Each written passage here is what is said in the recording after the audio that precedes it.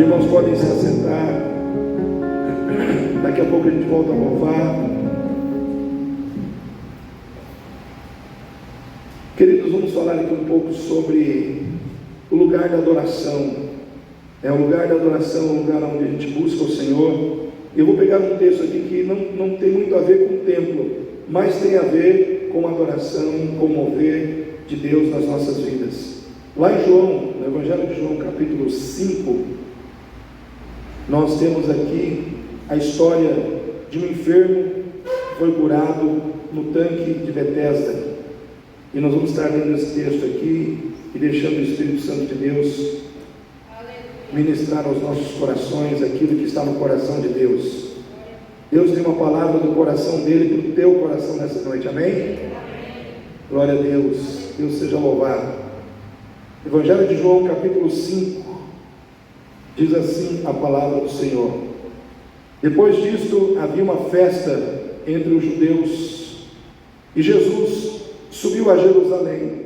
Ora, em Jerusalém há próximo à porta das ovelhas um tanque, chamado em hebreu Betesda, o qual tem 5 alpendres. Nestes jazia grande multidão de enfermos, cegos, mancos, ressecados, esperando o movimento da água. Porquanto um anjo descia em certo tempo ao tanque e agitava a água, e o primeiro que ali descia, depois do movimento da água, sarava de qualquer enfermidade que tivesse. E estava ali um homem que havia 38 anos se achava enfermo, e Jesus, vendo este deitado, sabendo que estava nesse estado havia muito tempo, disse-lhe: queres ficar são? E o enfermo respondeu-lhe: Senhor, não tem homem algum que quando a água é agitada me ponha no tanque, mas enquanto eu vou, outro desce antes de mim. Disse-lhe Jesus: levanta-te, toma o teu leito e anda. Logo aquele homem ficou são, e tomou o seu leito e andava. E aquele dia era sábado. Então os judeus disseram àquele que tinha sido curado: é sábado, não é lícito levar o leito. E ele respondeu-lhes: aquele que me curou, ele próprio disse: toma o teu leito e anda. Amém? Amém. Queridos, o tanque de Betesda é um lugar emblemático na Bíblia. Fala que em Jerusalém haviam várias portas, e havia uma delas que era a porta das ovelhas, e próximo a essa porta das ovelhas havia este lugar, um lugar onde havia um tanque, e havia ali uma crença que descia um anjo naquele tanque e movimentava as águas, e quando as águas se movimentavam, era o sinal de que o anjo havia descido, e quem descia no tanque era curado. Nós só temos esse relato na Bíblia, então nós não temos como falar muito desse tanque. Quantas pessoas, pastor, quantas pessoas foram curadas nesse tanque? Não sei, né? Desde quando existe esse tanque? Não sei também, não temos muitas informações. O fato é que na Bíblia está relatado que havia esse lugar, e então era um lugar de fé, porque havia uma crença no sobrenatural relacionado à ação de um anjo que ali descia sobre aquele tanque, e ali as pessoas eram curadas.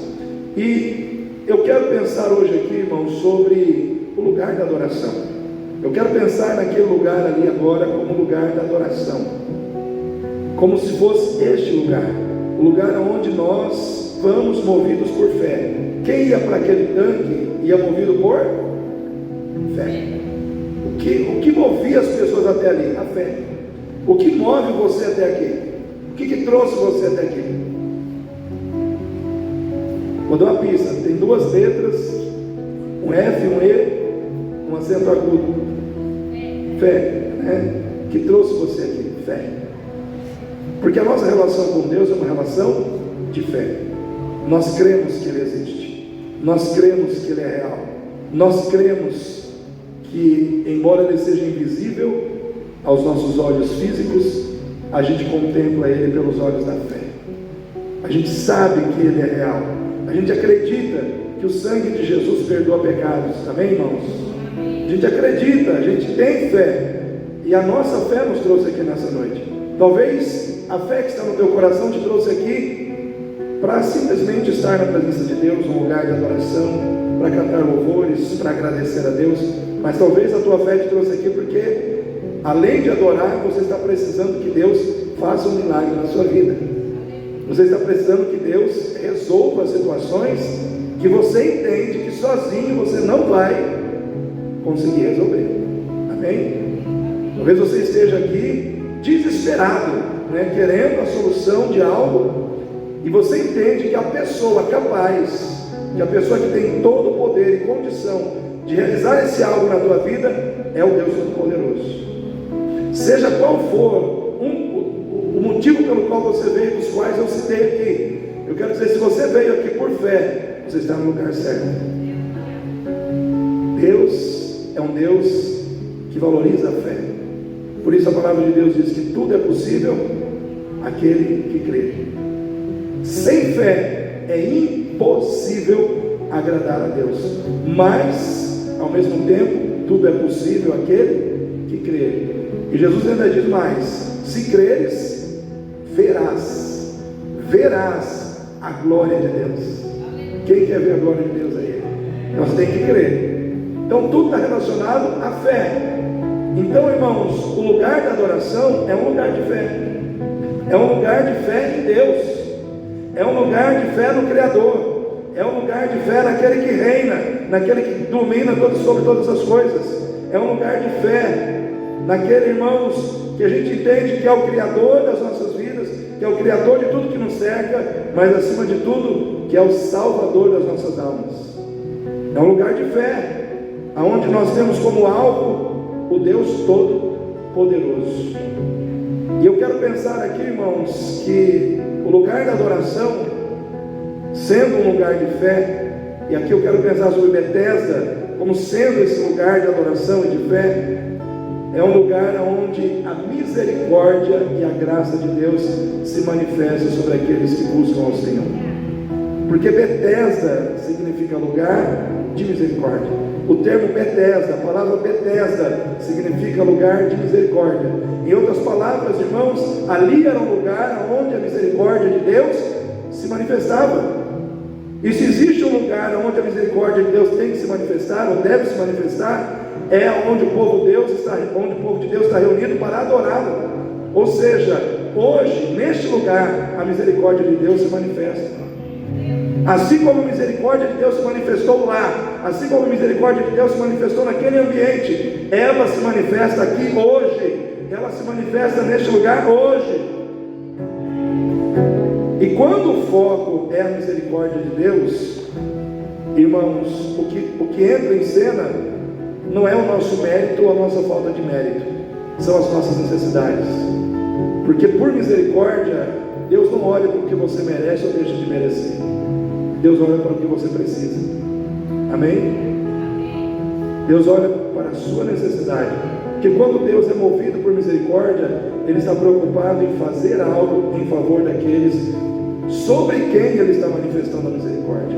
Mas nós temos que ter a consciência de que o agir de Deus na nossa vida aqui não está relacionado com o que eu mereço, mas está relacionado simplesmente com a ação amorosa de Deus em querer me abençoar em resposta à minha fé nele. Como é que Deus responde à nossa fé? Com misericórdia. Como é que Deus responde à nossa fé? Com graça. Pastor, tem diferença entre misericórdia e graça? Tem. Às vezes a gente não para para pensar muito nisso, mas é como se as duas fossem o lado de uma mesma moeda. Uma moeda não tem cara e coroa? Sim ou não, irmãos? Pensa na graça e na misericórdia assim. O que é misericórdia? É o ato amoroso de Deus em deixar de dar a você as coisas ruins que você merecia receber, por causa dos seus erros, por causa dos seus pecados. Tudo aquilo de ruim que você merecia receber, por tudo de errado que você pratica, por tudo de errado que você faz, Deus deixa de te dar. Deus não permite que essas, vamos dizer assim, que a recompensa do teu erro te alcance. Isso é misericórdia. Deus não permite que uma recompensa ruim venha sobre a tua vida em função das coisas ruins que você pratica. Então a misericórdia é o ato de Deus de deixar de dar a você aquilo de ruim que você mereceria receber em função dos seus pecados, das suas falhas, dos seus deslizes. Muitas vezes Deus nos poupa de sofrer situações ruins e negativas, porque as misericórdias dele se renovam a cada manhã. A cada manhã. Às vezes você, se fosse a questão do mérito, muita coisa ruim poderia ter chegado e alcançado a tua vida ou a tua casa, mas não chegou por quê? Porque tem um Deus de misericórdia cuidando de você, tem um Deus de misericórdia olhando para você, tem um Deus de misericórdia não permitindo que as recompensas ruins e negativas dos seus malfeitos alcancem a tua vida. Isso é misericórdia. E graça, irmãos, eu digo que graça vai além. Se na misericórdia Deus deixa de permitir que algo ruim te alcance, na graça Ele te dá tudo de bom que você não merece. Vou repetir, na graça Ele te dá tudo de bom que você não merece. Você não merecia, mas Ele te dá. Você não merecia, mas Ele te concede. Isso é graça. Nós não merecíamos o céu, mas o céu é teu porque Jesus derramou o sangue. Você não merecia o céu, mas hoje o teu nome está escrito no livro da vida, e você é cidadão do céu, porque a graça foi manifesta em Cristo Jesus.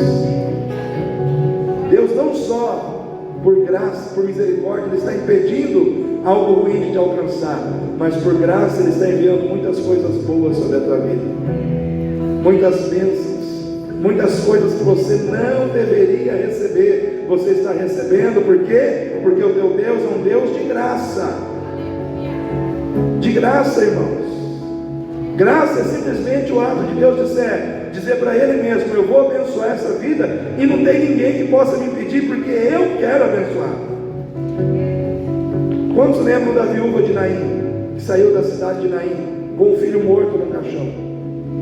A Bíblia não diz que aquela mulher conhecia Jesus. A Bíblia não diz que aquela mulher estava orando a Jesus. A Bíblia não diz que aquela mulher estava buscando a Deus. A Bíblia diz que aquela mulher estava indo enterrar o seu filho. A Bíblia só diz que aquela mulher estava do lado do caixão do filho, chorando. Por quê? Porque primeiro ela já era viúva, e agora ela perdeu o filho. Em outras palavras, toda a sustentação material que aquela mulher tinha naquela época estava sendo enterrada, porque primeiro ela enterrou o marido e agora ela enterra o filho. Porque uma mulher naquela época, ela tinha que ser sustentada. Amém, irmãos? Hoje a gente vive num mundo onde a mulher trabalha. Você vai num posto de gasolina, tem frentista homem e frentista mulher. Há muito tempo atrás não tinha isso, né? Eu já fui num posto de combustível que só tem frentista mulher. Hoje os tempos são outros, né? A igualdade em relação ao gênero masculino e feminino fez com que a sociedade, de uma maneira geral, colocasse o homem e a mulher num patamar muito parecido. E isso muitas vezes, em função do feminismo, está pervertendo a cabeça da mulher, que hoje não quer aceitar o que a Bíblia diz que tem que sujeitar ao homem. Por quê? Porque ela faz tudo que o homem faz, né? Simplesmente a mulher hoje, ela simplesmente faz tudo que o homem faz. E eu quero dizer que a mulher, ela pode fazer tudo, ela tem o direito de fazer tudo, de ser a melhor profissional, mas ela também pode ser mãe, ela também pode ser esposa, ela pode honrar a Deus. Amém, irmãos? Isso não tira o mérito das mulheres, mas naquela época era diferente. A mulher não podia trabalhar. A mulher, ela tinha que ser sustentada pelo marido. Morreu o marido, ela tinha que ser sustentada pelo filho, ou pelo filho único, ou pelos filhos que ela tivesse. Só que aquela viúva só tinha um filho. e aquele filho morreu. E ela estava ali à mercê, aparentemente, à mercê das circunstâncias, à mercê, irmãos, de uma vida de miséria, talvez caminhando ali aquela mulher ao lado daquele caixão. Eu fico imaginando aquela mulher chorando e pensando: o que será de mim? O que será de mim? Como que eu vou comer? Como que eu vou me sustentar? Não tem mais meu marido, não tem mais meu filho. E ela estava caminhando, eu imagino que passou tudo isso no coração dela. Mas houve um momento em que o caixão parou e todo mundo parou, porque o Senhor da vida entrou em cena ali. Jesus fez o enterro parar, Jesus fez aquele cortejo parar. Ele estendeu a mão e colocou a mão sobre aquele morto. E naquela época ninguém podia tocar em morto, porque quem tocasse em morto ficaria imundo. Eu imagino que no momento em que as pessoas viram Jesus tocar naquele morto, já começaram a julgar: olha aí, esse homem tocando no morto, como que pode isso, né? Só que não sabiam que aquele que estava tocando no morto ia fazer daquele morto um ser vivo, uma pessoa viva novamente nessa terra. Jesus não ficou impuro, porque aquela pessoa que ele tocou não estava mais morto quando ele tocou, porque nas mãos dele está o toque da vida. Aonde ele toca, a morte sai, a vida entra. Aonde ele toca, a doença sai, a cura entra. Aonde ele toca, o problema sai, a solução aparece. Jesus tocou naquele homem por graça. Deu àquela mulher o que ela não esperava receber. Se alguém falar para mim que aquela mulher esperava ter o filho de volta ali, irmãos, eu vou falar: você é doido. Não tem como, aquela mulher não esperava. Ela esperava enterrar o filho, era isso que ela esperava. Mas aquele dia ela voltou para casa com o filho nos braços. Ela voltou para casa com aquele filho ressuscitado. Por quê? Porque existe um Deus de graça nessa terra, existe um Deus misericordioso nessa terra. O lugar da adoração é o lugar onde a gente pode se encontrar com a graça e com a misericórdia de Deus, que visita as nossas vidas em meio às nossas necessidades. Havia uma pessoa com necessidades naquele lugar, uma pessoa que estava ali esperando por um anjo, uma pessoa que estava ali esperando por alguém que a colocasse naquele tanque, mas aquela pessoa aparentemente não estava esperando por Jesus, mas Jesus estava ali. Às vezes nós estamos esperando em tantas pessoas, em tantos apoios, menos em Jesus. Só que é Jesus que vai trazer a solução que a gente precisa. Às vezes nós estamos esperando nos apoios errados, estamos esperando, irmãos, a solução em quem não vai dar a solução, e deixamos de ver que aquele que vai dar a solução está ali, pertinho da gente, acompanhando os nossos passos, olhando para a nossa dor, se preocupando com a nossa dor. Irmãos, eu fico maravilhado quando eu olho para Jesus e vejo ele chegando do lado daquele homem, preocupado com aquele homem, olhando a dor daquele homem, olhando o sofrimento daquele homem, olhando a necessidade daquele homem. Quando eu vejo essa atitude de Jesus, eu vejo um Deus que chega ao nosso lado para contemplar a nossa dificuldade, para ver a nossa dor, para dizer: olha, eu estou sensível à sua dor, eu estou sensível à sua necessidade, eu me preocupo com você.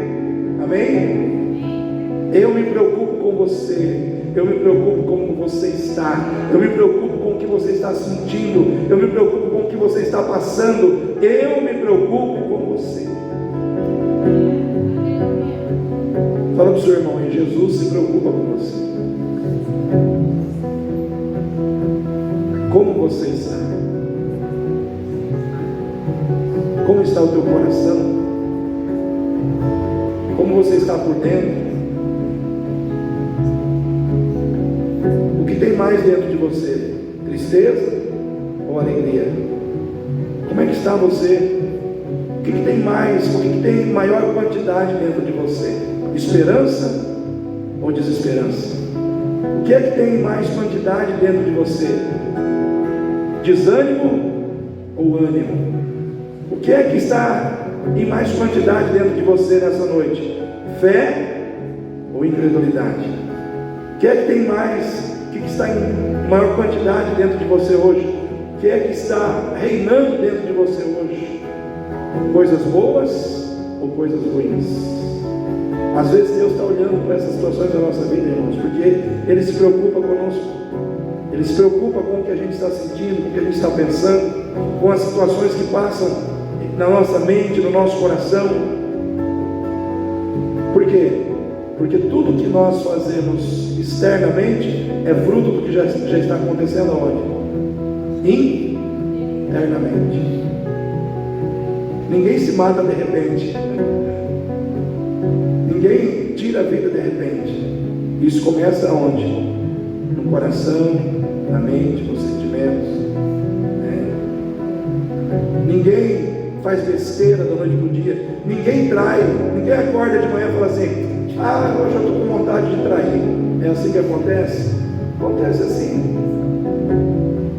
A coisa começa a nascer lá dentro, devagarinho.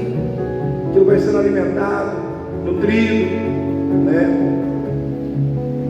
Ninguém amanhece com raiva dos outros. Eu estou com raiva. Amanheci com raiva daquela pessoa hoje, né? Sem a pessoa ter feito nada. Não acontece assim, irmãos. Às vezes a gente começa a guardar raiva, rancor de pessoas. Por quê? Porque a gente não perdoa, porque a gente não resolve coisas, e aquilo vai ficando dentro da gente, e aquilo vai crescendo. E aí uma coisa que era um sentimento assim, de raiva já vira uma mágoa, a mágoa já vira um rancor, um ressentimento, e aquilo vai crescendo. Porque a Bíblia diz que um abismo chama outro abismo. Uma coisa ruim que não é resolvida, ela chama outra. E assim começa a aumentar as coisas. Como você está? Às vezes parece que é uma pergunta assim muito simples, muito corriqueira. Mas irmãos, como você está hoje?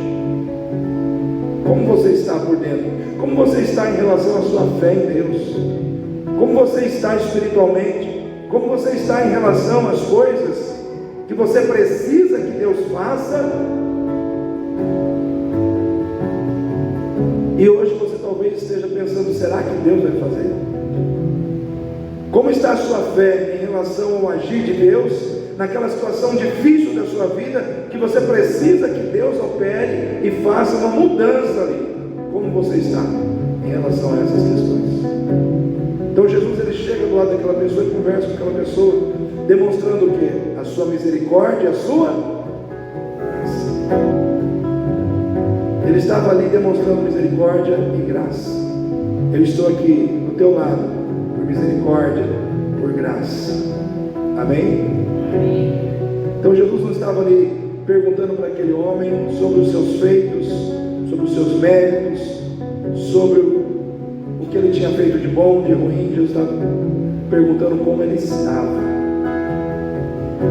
Hoje nós precisamos avaliar como nós estamos diante de um Deus tão misericordioso e tão gracioso, de um Deus tão disposto a fazer por nós o que precisa ser feito, de um Deus que está pronto a operar e que muitas vezes está simplesmente perguntando: você está disposto a crer? Você está disposto a confiar? Porque eu estou disposto a fazer. Amém? Quem está pronto para receber de Deus algo nessa noite? Quem está pronto para receber algo de Deus nessa noite? Irmãos, o lugar da adoração muitas vezes também é um lugar onde muitos crentes permitem que o brilho da sua vida espiritual se perca, porque permite que o egoísmo se torne maior do que o amor. Aonde nós estamos aqui, irmãos, tem que ser um lugar onde o amor de Deus prevaleça. Amém?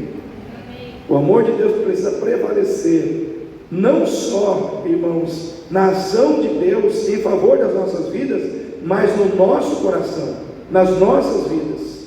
A palavra de Deus nos diz, irmãos, que quando Jesus fala com aquele homem começa a mostrar que aquele ambiente era um ambiente onde o amor não estava fluindo de pessoa para pessoa. E como que a gente começa a entender isso? Quando ele começa a falar sobre como as coisas aconteciam ali. Jesus diz: o que você tem? E aí o homem diz que ele estava enfermo e há 38 anos. E aí Jesus diz para ele sobre a sua necessidade de cura. E ele fala assim: mas quando a água do tanque mexe e eu tento ir, alguém vai na minha frente. Em outras palavras, estava dizendo assim: ninguém está preocupado com o problema do outro, está cada um preocupado com o seu problema.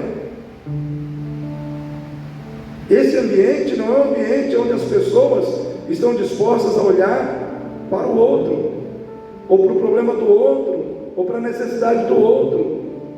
Cada um está preocupado única e exclusivamente em resolver os seus problemas. O que aquele homem estava dizendo é o seguinte: aqui as pessoas deixam as outras para trás. Aqui é um lugar onde muitas vezes as pessoas se preocupam em estar na frente e não olham para quem ficou para trás. Muitas vezes, irmãos, como igreja do Senhor Jesus, nós temos que fazer um autoexame do nosso coração e avaliar se muitas vezes nós não estamos assim.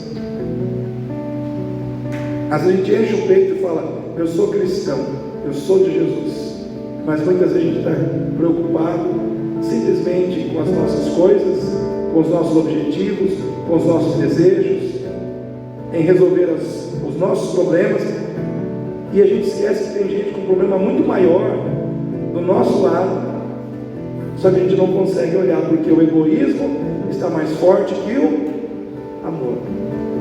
O egoísmo dentro do coração está falando mais alto do que o amor, porque onde há amor, irmãos, a gente se preocupa com a dor do outro. Aonde há amor, a gente se preocupa com o problema do outro, com a necessidade do outro. A gente não consegue só olhar para o nosso problema, a gente olha para o nosso, mas olha para o do outro também. Mas aonde o egoísmo está reinando, as pessoas, é como se elas colocassem aquela viseira aqui do lado, que impedisse elas de ver o problema do outro. Porque, irmãos, dentro da igreja tem pessoas que têm um problema assim, amém? Tem outros que têm um problema assim, e tem outros que têm um problema gigante. Às vezes você está com um probleminha assim, e está reclamando, chorando, esperneando, descabelando, e o outro que está com um problema gigante está dando glória a Deus. O problema é grande, mas o meu Deus é maior. O problema é grande, mas esse Deus que eu sirvo é maravilhoso. Às vezes dentro da igreja tem pessoas com um problema minúsculo, mas porque a fé dessa pessoa também está minúscula, o problema dela, aos olhos dela, fica gigante. E tem pessoas que o problema dela é enorme, só que a fé dela também é enorme. Aí o que acontece? O problema enorme dela fica pequeno. Muitas vezes o nosso desespero, a nossa agonia, ela reflete o tamanho da nossa fé, da nossa confiança em Deus. Os problemas muitas vezes existem para revelar quem você é em relação à sua fé, à sua confiança em Deus. E muitas vezes, quando a gente está com a fé muito baixa, aí vem o egoísmo junto e a gente não consegue ver a necessidade dos outros. O lugar da adoração é um lugar onde flui a graça e a misericórdia de Deus, amém, irmãos? Mas a graça e a misericórdia de Deus, ela não pode fluir somente de Deus para nós, ela precisa fluir também de nós para o nosso próximo.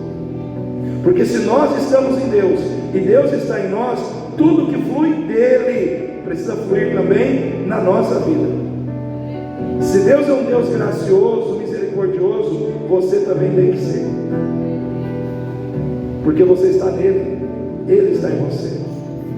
Então a misericórdia de Deus precisa fluir de Deus para nós, mas também precisa fluir de nós para o nosso próximo. E ali, naquele ambiente, a espiritualidade de muitas pessoas havia perdido o seu brilho, porque o egoísmo havia tirado o brilho do amor. no coração dos irmãos. Eu quero dizer para você que nessa noite nós precisamos amar uns aos outros como Cristo nos amou. Se o outro tiver com problemas, nós temos que sentir o problema do outro e tratar o problema do outro como se fosse nosso problema. Amém, irmãos? Quando Jesus olhou para o problema daquele homem, Jesus tratou o problema daquele homem como se fosse dele. Jesus chegou para aquele homem e disse: o seu problema não é só seu, é meu. E eu vou te ajudar a resolver. E Jesus ajudou ele a resolver. Sim ou não, irmãos? Nós temos que trazer isso para nós, para o nosso coração. Às vezes dentro da igreja existem pessoas que estão reclamando porque o sapato está velho. Ai Deus, o meu sapato está velho. Senhor, o meu sapato está velho. Aí tem outro que está reclamando porque não tem sapato. Senhor, eu não tenho sapato. Senhor, eu não tenho sapato. Mas aí tem um terceiro que está reclamando porque não tem pé.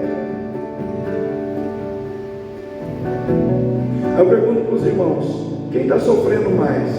O que está com o sapato velho, o que não tem sapato, ou o que não tem pé para colocar sapato? Eu garanto para vocês que aquele que está sem pé, ele adoraria ter o pé que o outro está reclamando que está sem sapato. E mais, ele adoraria ter o sapato velho que o outro está reclamando que está velho. E muitas vezes nós somos a pessoa que está com o sapato velho. Nós só estamos com um sapato velho, mas isso está tirando a nossa paz, está tirando nosso sossego, está tirando, irmãos, a nossa paciência, está acabando com a nossa vida, só porque o nosso sapato está velho. E o outro está sem pé, está glorificando a Deus, sem pé, está glorificando a Deus. Dentro da igreja tem gente que chega em casa, abre a despensa, tem 3 pacotes de arroz, 2 de feijão, macarrão, mas ainda está faltando a charque, ainda está faltando o filé mignon, aí tá. Só que chega a gente em casa e olha, só tem uma baratinha correndo. Senhor, o que eu vou comer amanhã? Mas vai, ora e busca, e o Deus da misericórdia e da graça desce sobre a vida daquela pessoa, e o Deus da misericórdia e da graça manda a provisão. Porque, irmãos, nós temos que entender que muitas vezes a gente se preocupar só com as nossas coisas nos impede de ser bênção nas mãos de Deus, na vida de outras pessoas. Às vezes nós precisamos restaurar o brilho na nossa vida espiritual, amando mais. Sabe quando é que o crente brilha mais? Quando ele ama mais,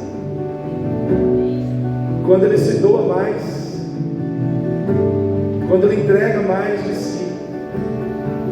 A minha oração nesses últimos dias para Deus: Deus, me dê para que eu possa dar, me dê para que eu possa ajudar mais. Irmãos, os irmãos repararam que quanta gente necessitada está nas ruas? Tem um mercado lá perto de casa, o Pires, eu vou lá praticamente de manhã à tarde, e antes tinha só um cadeirante, agora tem 2, e não tem jeito de você sair sem entregar um pacote de macarrão, um pacote de arroz. Mas pastor, os caras vão trocar por droga. Sei lá, se vai trocar, se vai fazer. A minha consciência está em paz com o céu. Se alguém vai fazer coisa errada com o alimento que eu dei de coração, pensando na necessidade daquela pessoa. Porque, irmãos, se a gente for ficar pensando assim, o inimigo rouba de nós a capacidade de amar e de servir. Sim ou não? Porque a gente começa sempre a ter uma justificativa para não fazer. Não vou porque eu vou dar uma de otário, vou dar uma de bobo, vou me passar a perna, vai. A gente não sabe, né? Então eu deixo para Deus julgar lá na frente, né? Mas eu não posso permitir que o mundo, que o pecado roube do meu coração a sensibilidade de amar e de ajudar quem precisa. E nós precisamos, nesses últimos dias. A Bíblia diz que aquele que dá com generosidade será abastecido. Quando você supre alguém, você está abrindo a porta do céu para Deus mandar suprimento sobre você. E é isso que o diabo quer roubar dos crentes. Então, não olhe só para a sua necessidade. Não, eu só tenho que cuidar do meu arroz quando eu vou no supermercado. O arroz dos outros é problema dos outros. Não, às vezes, Deus está te mandando no supermercado para comprar o teu arroz, porque tem alguém que precisa de arroz também. Se lá naquele templo as pessoas tivessem ajudado aquele homem, vamos imaginar aqui, irmãos, como eu disse para os irmãos, eu não tenho um histórico do tanque de Betesda. Vamos pensar que era algo de Deus, que realmente acontecia algo ali da parte de Deus, que vinha um anjo que curava pessoas, porque se tinha um monte de gente ali, é porque a gente foi curado, sim ou não? Senão o povo não ficaria ali, né? Talvez Deus tinha um propósito ali de fazer aquilo, né? Mas se as pessoas estivessem sensíveis ao amor, uma ajudaria a outra, sim ou não, irmãos? Aquele homem já teria sido levado lá e sido colocado lá faz tempo. Mas por que não foi feito? Porque os corações estavam fechados para o amor. Esse coração está fechado para amar. Não estou amando ninguém hoje, está fechado. Deus está mandando você abrir o seu coração nessa noite. Comece a amar. Comece a amar pessoas que têm problema. Ah, pastor, eu vou amar, mas eu vou amar quem não tem problema. Não, Deus está mandando dizer para você amar quem tem problema. Porque amar quem não tem problema é moleza, né? Então, comece a amar quem tem problema, quem tem dificuldade, quem tem necessidade. Abra o teu coração para amar quem não te ama. Nossa, pastor, mas aí foi forte, hein? Quem não me ama, sim, porque Jesus amou você desse jeito. Ele te amou quando você não o amava. Amém? Jesus amou a mim, Ele amou você sem que nós o amássemos. Ele morreu na cruz sem que você tivesse a noção do que Ele estava fazendo. Nós precisamos amar assim, irmãos. O lugar de adoração deve ser um lugar onde o amor reina e o egoísmo sai da nossa vida. Amém? O lugar da adoração, presta atenção, no lugar da adoração, a cura vem. Amém? Fala para o seu irmão aí, no lugar da adoração, a cura vem. A cura vem. Eu quero profetizar que a cura vem sobre a tua vida, que a cura vem sobre esta igreja. Eu quero profetizar que no lugar da adoração, a cura é liberada. A cura vem sobre aqueles que precisam receber a cura de Deus. A cura veio para aquele homem. Para quem que vem a cura, pastor? A cura vem para quem persevera. Quem quer ser curado aí? Persevera. A perseverança é característica de quem não desiste. Não desiste diante do tempo. Qual é uma das grandes barreiras que o perseverante muitas vezes tem que vencer? A demora em relação ao tempo. Aquele homem esperou 38 anos. 38 anos, irmãos, é muito tempo. 38 anos não é da noite para o dia, mas 38 anos ele estava ali, perseverando. Irmãos, 38 anos. Pergunto para os irmãos, ele poderia ou não poderia ter desistido? Poderia ter desistido. 38 anos, mas ele perseverou.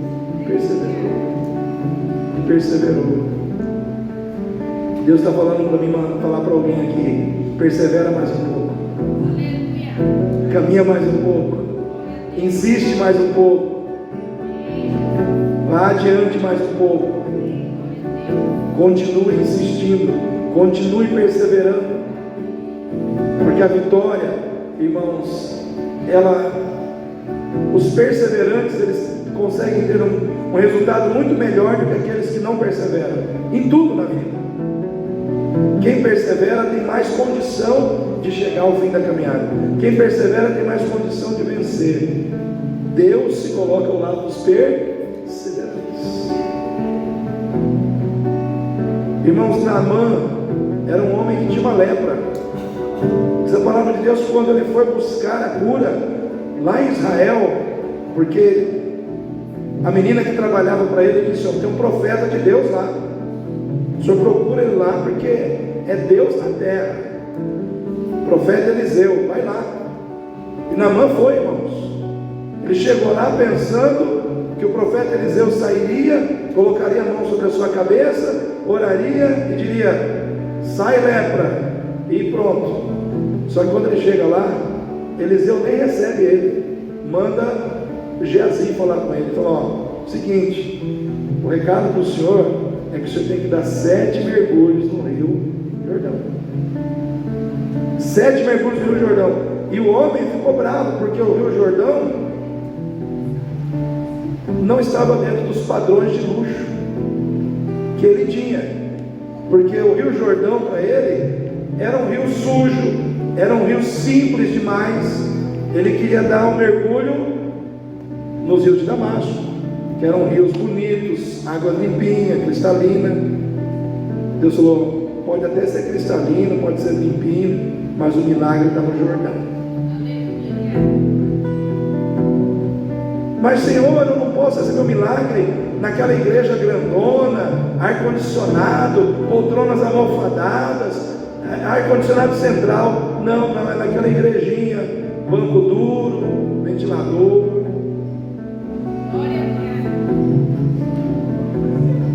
cadeira de plástico. Mas é mais feinho, mas o milagre está lá. É feinho, mas é lá que eu estou trabalhando. Na tua vida tem que ser lá. Porque, irmãos, porque muitas vezes Deus não está trabalhando apenas o que nós precisamos, ou o que a gente acha que a gente precisa. Ele está trabalhando o nosso orgulho, Ele está trabalhando outras coisas na nossa vida. Ele está tirando de nós uma arrogância, um orgulho que está no nosso coração, e para isso a gente tem que perseverar. Mas eu estou na igreja há tanto tempo, Deus não me abençoou ainda, porque a pessoa está olhando para aquele problema que ela quer que seja resolvido, só que ela não parou para perceber que o lar melhorou. Ela mentia, não mente mais, fofocava, não fofoca mais, falava mal dos outros, não fala mais. Ou seja, teve mudança, porque a bênção não está só naquilo que Deus nos dá materialmente falando, está naquilo que Ele opera dentro de nós. Deus está te abençoando e você não percebeu. Você antes era uma pessoa que desistia facinho, qualquer coisinha você jogava a toalha, chutava o balde. Hoje cai um cometa na terra, você está firme. Aquela bênção que você queria ainda não chegou ainda, mas você está muito mais firme,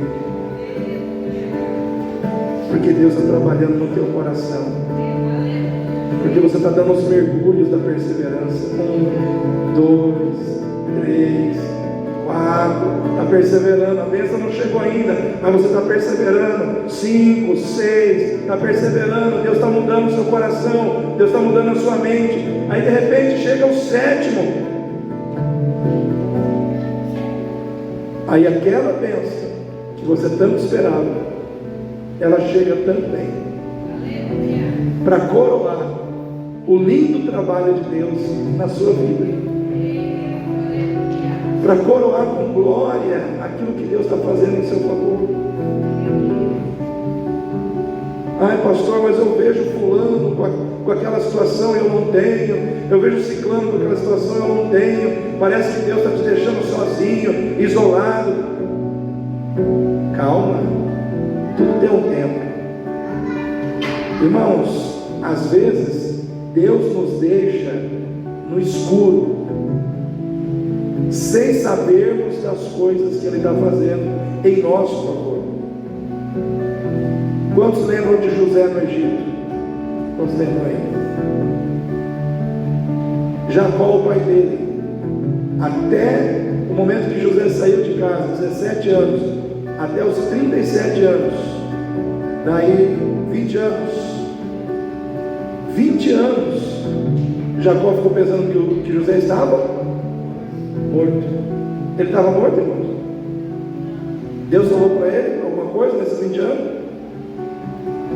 Deus permitiu ele descobrir que José estava vivo antes de chegar aos 20 anos? Nesses 20 anos, Deus deixou Jacó no escuro, sem falar nada para ele, sem dizer nada para ele, deixando ele pensar que o seu filho estava morto. Só que nesse silêncio de dor, de sofrimento que o coração de Jacó viveu, Deus estava trabalhando em favor da vida dele. Deus estava trabalhando em favor do seu filho, para fazer uma grande obra, um grande plano de vitória, que alcançaria a vida de Jacó e de toda a sua família. E se ele soubesse antes, ele estragaria o plano de Deus. Sim ou não, irmãos? Então pare de reclamar, porque Deus te deixa no escuro. Até quando Deus te deixa no escuro, Ele está fazendo o melhor para você. Até quando Deus te deixa sem saber das coisas, Ele está fazendo o melhor em favor da sua vida. Eu quero dizer para você, o teu Deus não deixa de ser Deus em teu favor. Está demorando, fica firme, persevera, porque na sua perseverança você alcançará o seu milagre, em nome de Jesus.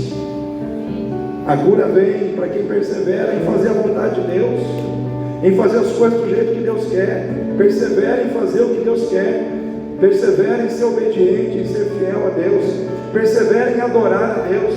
Está doendo? Louva. Está passando pela luta? Louve, adore, esteja na presença de Deus. Passe pela situação fazendo a vontade de Deus. Passe pela situação de dor, pela situação de dificuldade, fazendo a vontade de Deus. No deserto, louve, clame, adore, porque Deus vai te dar a vitória no final. A cura vem para quem desabafa e fala dos seus problemas com a pessoa certa. Quem aqui já desabafou com alguém? Quando está passando por luta, por problema? Quando você desabafou, você saiu pesado ou saiu mais leve? Quem é que saiu mais leve? Porque é isso que o desabafo faz, irmãos. Quando a gente desabafa, a gente põe para fora aquilo que está preso aqui dentro, a gente desabafa, a gente fica leve. Porque aquilo que estava só com a gente divide aquele fardo com a outra pessoa. É muito legal quando a gente tem alguém de confiança, alguém de Deus para a gente desabafar. Isso é muito bom. E tem que ser uma pessoa de Deus, que realmente você sabe que é de Deus, né? Que você não vai contar o teu problema hoje e amanhã no Correio do Estado vai estar na primeira página, né? Não. Então você tem que desabafar com alguém que realmente vai estar ao teu lado, vai guardar o segredo, vai orar com você. Maravilha. Mas não existe melhor pessoa para desabafar do que Jesus. Aquele homem, ele desabafou com quem, irmãos? Quem estava do lado dele? Quem estava do lado dele, irmão Jonas? O homem que estava triste, desanimado da vida. Com quem que ele desabafou? Com Jesus. Olha só, irmãos, que privilégio. Vou desabafar com Jesus. Aí ele começou a falar: Jesus, o negócio está feio, ninguém me ajuda, ninguém me leva, todo mundo sai na minha frente, eu fico sempre para trás. E ele começa a falar, ele começa a colocar para fora a tristeza do coração dele com as pessoas. Às vezes a gente precisa desabafar das tristezas que a gente carrega com decepções que a gente teve com pessoas. Amém, irmãos? Porque às vezes nós vamos nos decepcionar com pessoas de fora da igreja, com pessoas de dentro da igreja. Ah, pastor, eu não me decepcionei ainda. Calma, você está na fila, vai chegar a tua vez. Está na fila, irmão, né? Vai chegar a tua hora, você vai se decepcionar com alguém. E nessa hora, sabe quem está do teu lado para você ouvir o teu desabafo? Jesus. Quando você abre a porta do teu quarto e entra no teu quarto, fecha a porta e fala com teu pai em secreto. Irmãos, porque ali, quando você fala com Jesus, eu vejo, irmãos, que não tem melhor pessoa para você desabafar do que a pessoa do Senhor Jesus. Por quê? Porque quando você faz isso, Ele pega todo o fardo que está sobre você, sobre os seus ombros, e coloca sobre o ombro dele. E Ele diz: calma, agora eu vou carregar. Vinde a mim, todos vós que estáis cansados e oprimidos, eu vos aliviarei. Eu quero dizer para você nessa noite, Jesus está pronto para carregar o seu fardo. Ele está pronto para tirar o peso dos teus ombros, o peso que está sobre as suas costas.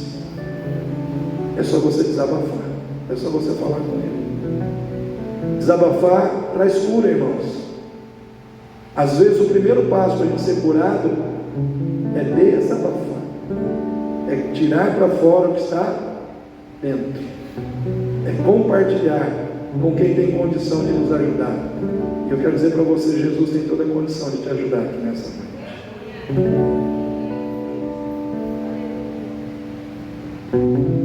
Irmãos, caminhando para o fim, no lugar da adoração,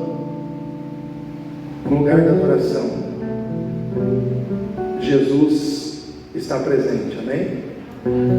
Jesus está presente. Jesus estava presente lá, irmãos?